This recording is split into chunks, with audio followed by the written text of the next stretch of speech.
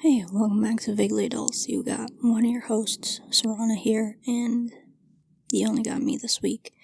It's a solo cast because of unforeseen circumstances.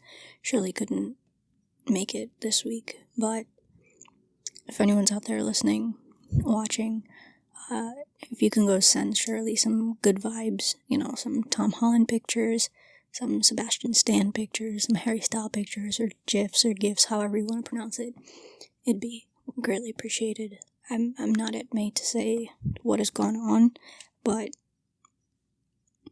life is what it is, and we oftentimes don't have a lot of control over it, so any set of, the typical thoughts, prayers, but just send some good vibes. It'll be much appreciated.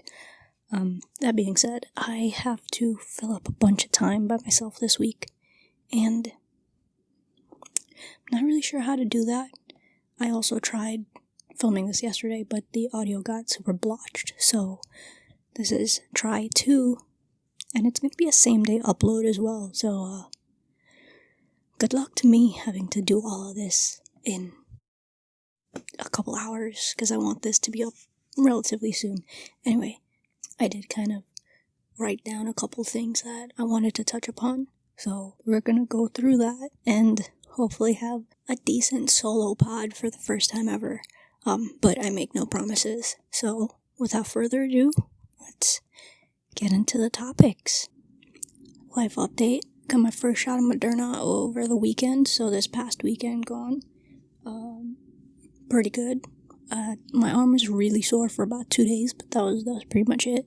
I did have the second night of really bad flu symptoms, but it went away overnight. Actually very manageable, and my arm's completely fine now, except for maybe some slight soreness if you poke the area where I got injected. Other life update.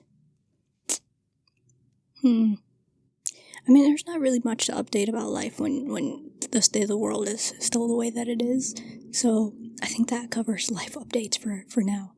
Oh, one thing I wanted to comment about is how weird chopstick flavors are. Because I got new chapstick over the weekend too, and I'm a person who doesn't like artificial flavors when it comes to like fruity flavors. So artificial strawberry, artificial banana, all that stuff. It's just really off to me because I love the real thing and I love real fruits, so I'm not really one to mess with those flavor combinations, but only so much you can do, and I'd just much rather prefer one scented, one flavored chapsticks, but I don't make the chapsticks. Maybe I will one day, who knows, my own line of chapsticks. Probably won't happen, but anyway, it's the beginning of Ramadan, so happy beginning of Ramadan to everyone who's going to be going through this month fasting. Power to you. You guys have a lot more strength than I will ever have in my life. It's a lot harder to fill up this a solo podcast by yourself. I already miss Shirley a whole lot. Appreciate you, homie. You really helped me get this thing going. I don't think I could ever manage it by myself. Oh, I started watching MKBHD's MKB? I always get his acronyms mixed up I started watching Marquez's season 2 of Retro Tech, and I find it so fascinating. I didn't watch all of season 1 because I didn't have YouTube Premium then, but I'm really into season 2 because the premise of it is kind of taking a step back to the 80s, 90s, and looking at where we thought tech would end up. So the Jetsons, and talk about flying cars, and where we are right now with, the state of high-tech cars, Teslas, Mercedes, all that stuff. It's interesting to see that there's so much technology inside of it, but humans have just developed this thought process that cars are still gonna fly one day. Really interesting, but highly recommend season 2 Retro Tech. It covers a bunch of really interesting topics. If you have YouTube Premium, check it out. It's a pretty good watch. Episodes are like 20 minutes ish. Should have episode 3 out by now, but I could be lying to you. Back to retro tech. Another topic that they covered, or like briefly mentioned, was the history of wearables and wearable technology. And it completely stunned me that the Apple Watch only came out in 2015. For some reason, it's felt so much longer than that, because I think the way that the Apple Watch has integrated into society is it was so seamless that people didn't really notice too much of a change. It was just kind of like, oh, this is an added benefit that's going to keep me on track, to keep my steps on track, to keep my health in check. For business people, it was a way to keep them super connected, which super connectivity, can't say I'm a big fan of it, but I do fall into a category of being too connected sometimes. That's on me though. So Apple also announced that they're gonna have a new event on 420 called Spring Forward. No idea what they're gonna launch, but weed just became legal in New York, so Apple Pharmaceuticals, ? Is so interesting because they're so dependent upon people falling so deep into their ecosystem. I'm, victim of this myself, that no matter what tiny updates they do to their technology, they know for a fact that people are going to go out there and buy it, because the ecosystem that they've built is so seamless, or most of the time seamless, that once you're in it, it's a big commitment to take a step back and or change if you're ever considering change. Apple's pricing for their products are Apple prices, I'm actually really hoping that they do a refresh of their iMac lineup, because the design's really outdated. Like, if you look at them, it's a classic Apple look, yes, but it is so massive. The bezels on those things are so thick. Like, I know that they can do a refresh of them and make it look like the Pro XDR displays, which are beautiful, but so stupidly expensive.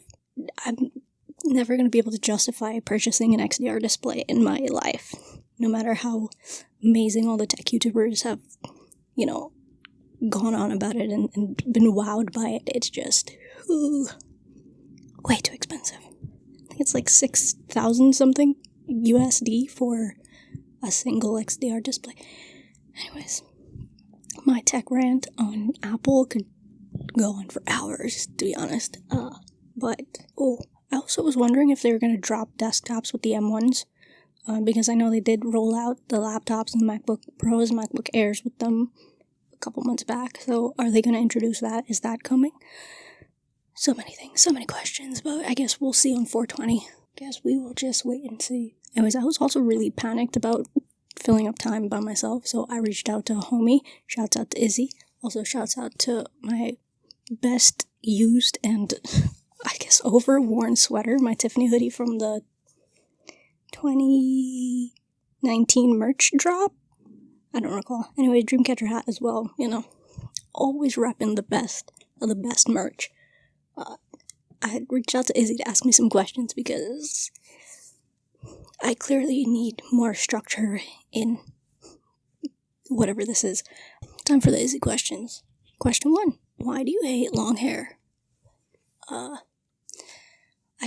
don't hate long hair. For a very long time, I associated long hair with femininity, and I held on to my long hair because of insecurities and a whole bunch of stuff that we're not going to go into. But for me, it's just a lot to handle. I say that even though my hair is like ridiculously long right now. I don't have straight hair naturally, so I put a lot of product in it and spend a lot of time blow drying it, styling it, blah blah blah, which makes no sense because I almost always just put on a hat afterward. Listen, I never said my logic was good, I just said it was my logic. But I don't hate long hair, I just think it's a lot of commitment to actually maintain it and keep it well. But I'm definitely due for a haircut. So, Yeah, one of these episodes, if you're a watcher, you're just gonna see that I no longer have long hair, so I don't know when that's gonna be, but probably soonish. It's getting hotter, so I'm just gonna be very happy to get a lot of this extra insulation off my body, to be honest. Yeah, I don't hate long hair, I just think it's a lot to deal with. Okay, next question is, what made you get into K-pop? So, there's a weird history with K-pop because I was introduced to it very early on in middle school by, my best friend at the time and my best friends at the time. And they were very much into, the early 21 Girls' Generation, Big Bang, that generation of K-pop. And back then I was still in my, emo, alt-rock phase, and I was, not saying that I'm out of it now, because I'm still very much into that, but I only listened to quote-unquote real music, and, I don't think I could ever get into bands or groups that were trained to do these things, blah, blah, blah. I was just very ignorant at the entire K-pop process early on, because I thought it was too manufactured and blah, blah, blah. But times have changed, the thoughts have changed. I'm very much deeply into two very specific groups, and don't see myself ever, getting out of these grasps anytime soon. Shouts out to Girls' Generation and Dreamcatcher for having me in their clutches. But it's because those two friends at the time, they're, always very much into sharing music, amongst the group and whatnot. So I heard a lot of SHINee, I heard a lot of 21, I heard a lot of Big Bang, I heard a lot of BoA, SM-oriented groups, FX, etc., etc. Yeah, I think I was introduced to it at a very early time, but I didn't really get into it until, high school days, when I was looking for an escape and realized sad emo music wasn't the escape I needed. Anyways, that's trauma to unpack at another time. Not today. So, the last question Izzy has for me is, I should have put my laptop closer because I'm really struggling to see, and yes, surely, I will get my eyes checked. Eventually. Just not soon. We'll deal with that offline, alright? Who's your favorite Powerpuff Girl? I had to Google their traits because I know their colors. I remember watching it as a kid, but I think it was part of my childhood that I just kind of blocked out, which is more trauma to unpack at another time in a therapy session. Blossom's red. Red's my favorite color.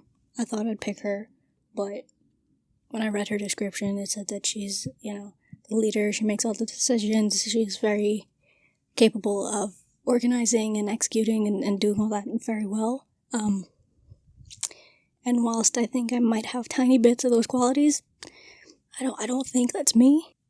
Bubbles, the blue one, super sweet, super nice, definitely not me. So that leaves us with Buttercup. Alright, let's get the laptop here because I can't read from this far. So I googled it, and the official Cartoon Network site's description for Buttercup is a tough, hot-headed tomboy. And I think that I can very much relate to that. She beats people up, unapologetically, beats up the bad guys. Correction, just to set the record straight. But yeah, I think... Oh, I'm struggling to talk. I apologize. I vibe best with Buttercup. I think me and her will be homies, for sure. Yeah, that pretty much wraps it up for the Izzy questions, and I think that's all my voice can take for today. I also have to go edit this episode and get this up for you guys, so I just want to say thank you once again for everyone who's always listening. If you can, please go send Shirley some tweets of celebrities. Again, Tom Holland, Sebastian Stan, Harry Styles, things of that nature. Good vibes again. Much, much appreciated. And stay safe, stay well. And we'll catch you next week with Shirley, hopefully. Until next time. Bye, friends.